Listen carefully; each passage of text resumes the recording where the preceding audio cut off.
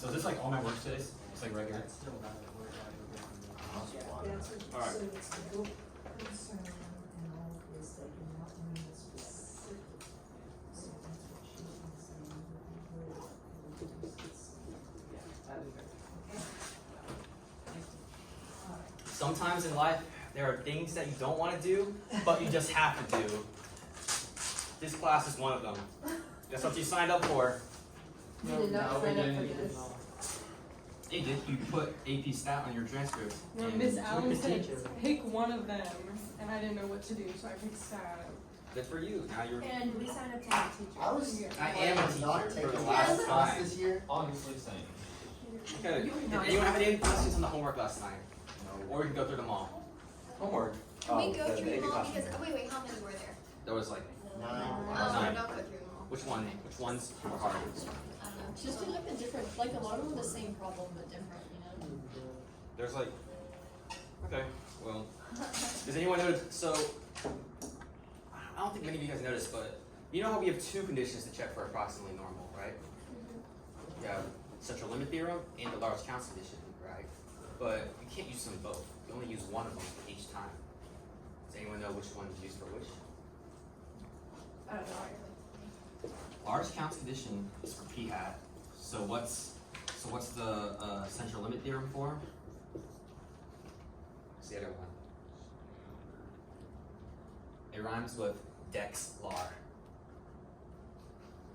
X bar. X bar. Central limit theorem is for x bar.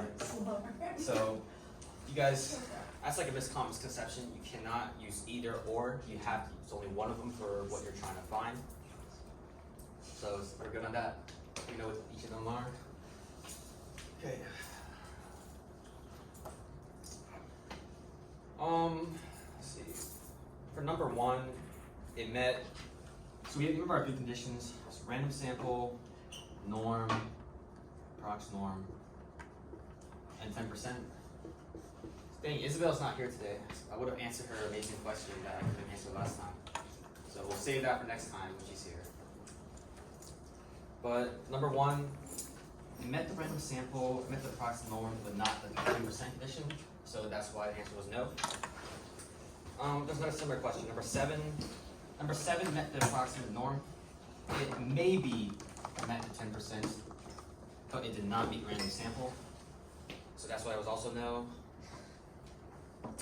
And yeah, so do you guys know the difference between like, so you know how three of the questions were about like one sample z interval, two sample z interval, population proportion, sample proportion, difference in those. Do you remember those questions? Yeah. Do you guys know those terminologies? I assume not. Okay, that's why I'm here. The answer to all of them was the same. We're not doing difference in means or proportions, so the answer is one z interval. And are we estimating the parameter or a sample statistic?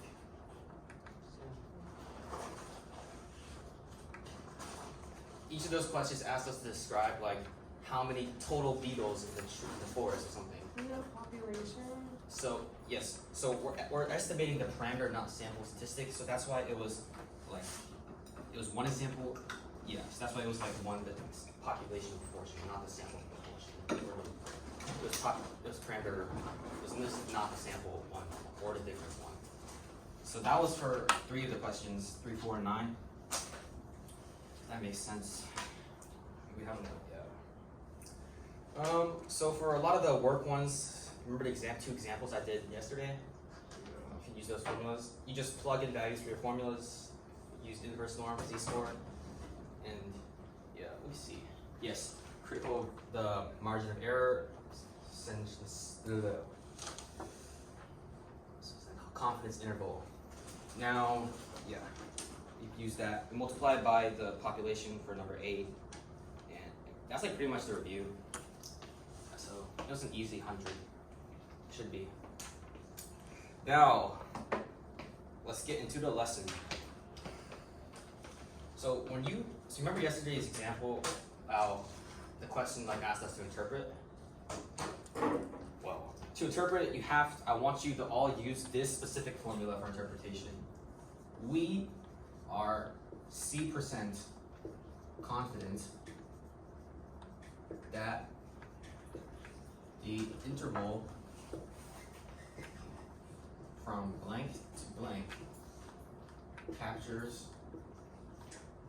the, and then population proportion. This part is in context, so just repeat parts of the problem.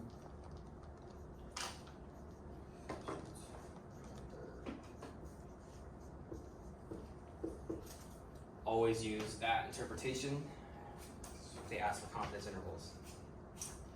So, from yesterday's example, am I good to erase this?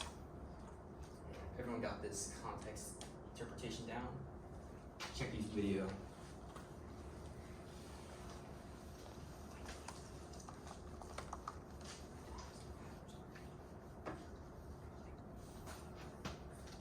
So let's say we need 6,000 valid signatures from yesterday's example.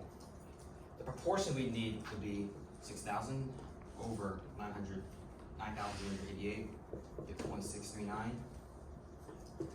And if our confidence interval is from 0.639, the confidence interval, well, we have convincing evidence because it was 0.6. Yesterday's confidence interval was 0.689 to 0.767. So, do we have enough signatures? I'd say we do, because all values in the confidence interval are bigger than what they want. So, and this was a 95% confidence. So you could say, yes, there's convincing evidence. If there was even one value, like if this was 639, no, there's not convincing evidence, because that is part of the confidence interval. So now let's go into confidence level.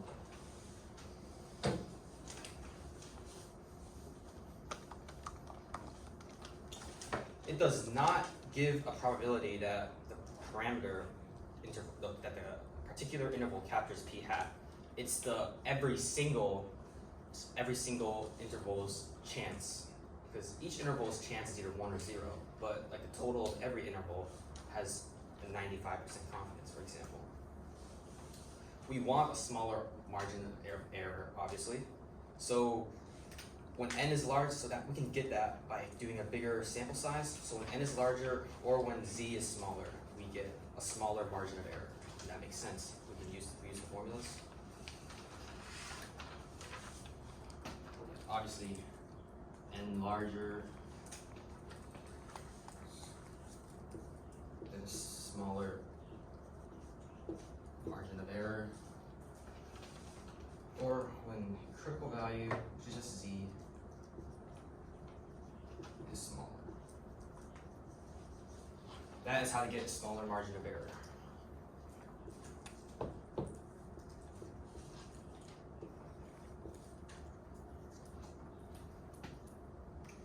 That makes sense, because like if your z is smaller, then your interval will also have a smaller margin of error. So now, how do we interpret confidence level of confidence intervals for population proportions? Well, I want you to always use this way. Do not interpret it this way unless they ask you to. That's just a waste of time. In repeated random sampling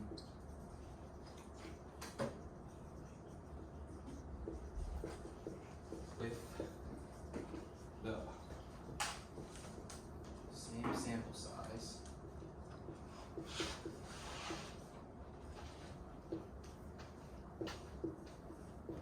approximately C% of C% confidence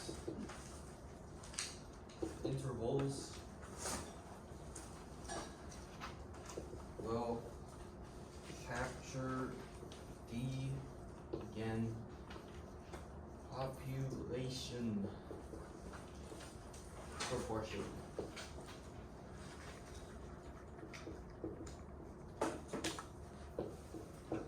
Always interpret it like that.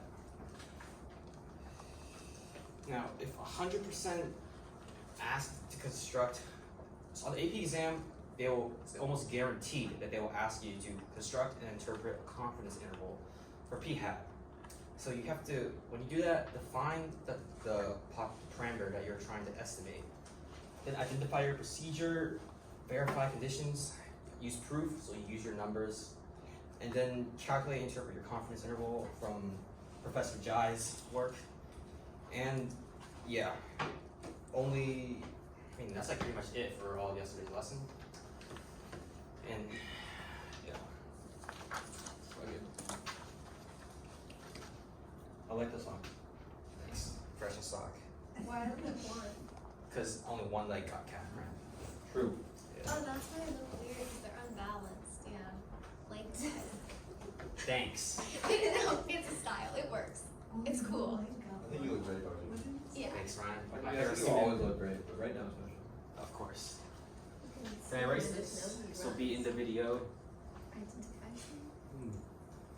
Let's get your channel to 1,000 subscribers. We should do that. Don't subscribe to Charles High School. Subscribe to Tim. Yeah. Whoa, true. But let's get Tim should hit yours 1,000 to 1,000 subscribers. before Facts. we get the child YouTube to 1,000. Facts. Obviously, your homework's in your classroom. All right. Finally, we have spare time. We can make up something that we've been missing. Yeah.